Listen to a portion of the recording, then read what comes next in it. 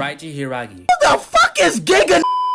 Hiiragi's entire character is centered around his fortune telling, and in chapter 19 of the Episodenagi manga, we see him run a tarot reading on Chigiri, Barou, and finally Nagi. In this video, I'll be talking about how Raiji predicted Nagi's elimination as well as what I think it foreshadows for not only Nagi but Chigiri and Barou as well. Starting off with Nagi, we see that his card was Death. According to Hiiragi, the Death card signifies seizing, separation, and game over. On the card itself, we see a skeleton knight on a horse as well as a winged angel at its feet. Let's first talk about what the three words seizing, separation, and game over means. I actually think these words are meant to be in order of Nagi's journey as a football player. I think seizing signifies Nagi's end of his past life, before football, and the beginning of his journey in Blue Lock. Looking at chapter 2 of Episodenagi, this proves my point with Nagi not wanting to join Blue Lock because he thought it would be boring. Then we have Rio stating that he would take Nagi to a life more enthralling than any nap or game, which was honestly low-key kinda gay. And it gets even more homo when Rio tells Nagi that he won't ever let him feel bored. What the fuck is Blue Lock even about? Nagi agrees, leaving his old self in the past and taking up a new life of football. Next, let's look at what separation signifies. I think separation actually symbolizes more than one thing. First off, it obviously symbolizes separation from Rio. Nagi's betrayal to Rio and their separation in the manga is probably one of the biggest pivotal moments for both Rio and Nagi. They were both able to improve greatly, beginning to rely on their own skills instead of each other. However, Nagi began to rely on Rio again when they both decided to team up in Mansion City, which ultimately led to his demise. Now let's move on to the significance of the phrase game over. From what I remember, there's only one instance where I see this phrase game over, and it is in Episodenagi chapter 2,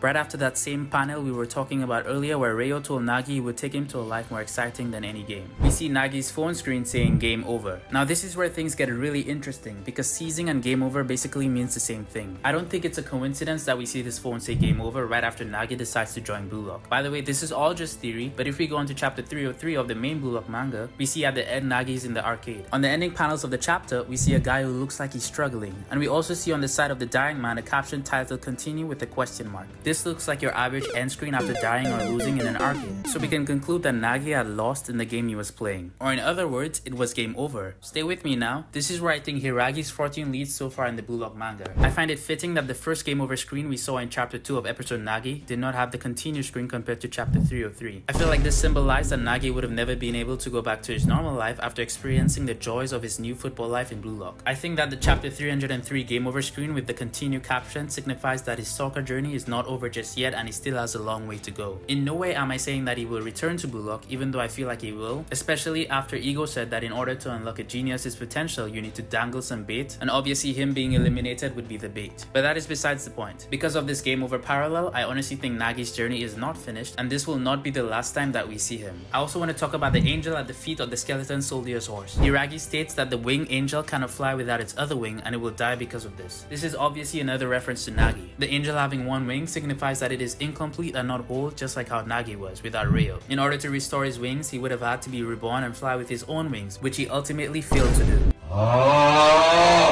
Now we go to another card that was actually pulled up by Nagi to do a reading on Hiiragi as a joke. The card Nagi pulls up is the Fool card. Besides its comedic value, we didn't get much information on the meaning behind this card, and I honestly don't know a thing about tarots because I just don't believe in that type of stuff, so I ended up doing some research. After using my trusty friend ChatGPT and Google, I found out some very interesting stuff. As we could see, the Fool's card is numbered 0 and the number signifies infinite potential. Nagi is considered one of, if not the most talented players in Blue Lock, so that fits him perfectly. The Rising Sun signifies the beginning of a new journey, maybe one that is about to happen in the future. The dog near his side symbolizes a loyal, faithful companion who I would consider Rio. The Fool is considered a blank canvas because they have yet to develop a clear personality. I think the blank canvas in reference to Nagi refers to him after his goal against Hiiragi, where he basically loses his ego and motivation to play. The Fool also represents minimalism, relying entirely on wit, talent, and smarts to succeed. However, this is a beginner's mindset due to a lack of experience. I feel like this entire card just screams out who Nagi is. Since the point of this video is not for me to try to predict Nagi's future, I will leave this information that I just stated up to you to decide what you think will happen with Nagi. Let me know your thoughts and theories on this topic in the comments down below. If you're also enjoying this video, be sure to like and subscribe as it would really be appreciated. Now I also want to talk about Barou and Chigiri, who also had their 14 toes by Hiiragi. I'll first talk about Barou since I feel like it was not as deep as Chigiri's reading. Barou's reading was the Hanged Man. According to Hiiragi, that card meant training, endurance, and growth through trials. He anticipates that a problem from the outside will come Barou's way. He then goes on to say that the the only way to get out of this problem is through endurance. Curbing his ego through the midst of restriction will be the key to the new Barou. Now I don't really think this has that much of a deep meaning, as I feel like it has already happened. Barou has gone through many trials, like not being picked in the top 6 or 7 if we include Bachira in the 3rd selection, as well as not gaining a starter spot for the Japan vs U20 match. I think when Hiiragi was talking about having to curb his ego in the midst of restriction, it relates to Barou playing with Snuffy's philosophy at Ubers. Now Chigiri's reading was really interesting because I feel like it's the only one that hasn't panned out yet. Chigiri got the devil card, which means seduction, betrayal, and ruin. Hiiragi warns Chigiri that there are trials waiting for him. He then goes on to say that the bomb chained to Chigiri is a countdown to his destruction, and before the time comes, he should truly figure out what's important to him. He then goes on to warn Chigiri to be careful in the future. Now I know most of you are all probably thinking the same thing in reference to the bomb chained to Chigiri, and I only think it can mean one thing as well. I believe that the ticking bomb that will soon explode refers to Chigiri's leg. I really hope that this is not the case because Chigiri is one of my favorite characters, but I think Hiiragi is implying that it is only a matter of when for a career-ending injury to happen. Now I've seen this very popular theory around social media where people believe that Hisagi will be the one to seduce and betray Chigiri into ruin. Essentially, it has to do with the belief that Hisagi is losing his humanity to become the best in the world. So basically, he will use Chigiri and push him beyond his limits for his own gain, causing Chigiri to get injured. This theory has been supported even more with Kaneshiro, the author of Blue Lock, asking the question at one of his past signings. No matter what happens in the future, will you still love Hisagi till the end? Now, although I could kinda see the sense behind this, I'm not leaning towards the idea that Hisagi would do such a thing. Although in the past chapters of the NEL, I really wouldn't put it past it. If you all do want me to go in depth on the Hisagi villain arc theory in another video, feel free to let me know and I will be glad to. But back to the point, I think Chigiri's reading deals with his personal choices. I think seduction is represented in Chigiri from the time he decides to take up soccer again and follow his dream of being the best striker in the world in the Team Z versus Team W match. Betrayal will be his own personal or bodily betrayal. The injury that may happen to him may cause him to feel betrayed by himself, as he had worked so hard to get to where he currently is, then for it to all end. It would be kinda like a why me or life is unfair type of moment for Chigiri. Now ruin obviously comes after betrayal. This is probably the most depressing or heart-wrenching part. If Chigiri were to get injured again, especially if it was an ACL injury, his soccer career would likely be over, and unlike any other eliminated player who can still play professional football, even after the elimination, Chigiri won't be able to. It would be the ultimate betrayal of having his dream stolen from him by his own body. Chigiri has worked so hard for his goal, and although it may be very realistic for an injury to occur, it would be really unfair if it happens to him. With this being said, I honestly thought that Hiiragi was one of the coolest characters we've seen so far. It's such a shame that he didn't get a feature in the main manga. What do you guys think of Hiiragi's reading of Barou, Chigiri, and Nagi? Do you think that they were just a foretelling of an event that already happened, or do you think there is still more to expect from it? Let me know your thoughts in the comment section down below. Also, if there are any other topics that you want me to talk about in or out of Blue Lock, let me know in the comments. This comes to the end of the video. Don't forget to like and subscribe if you enjoyed, or maybe just out of the kindness of your soul. I'll have some other videos on the screen for you to check out, so feel free to give them a watch. With that being said, see y'all in the next one.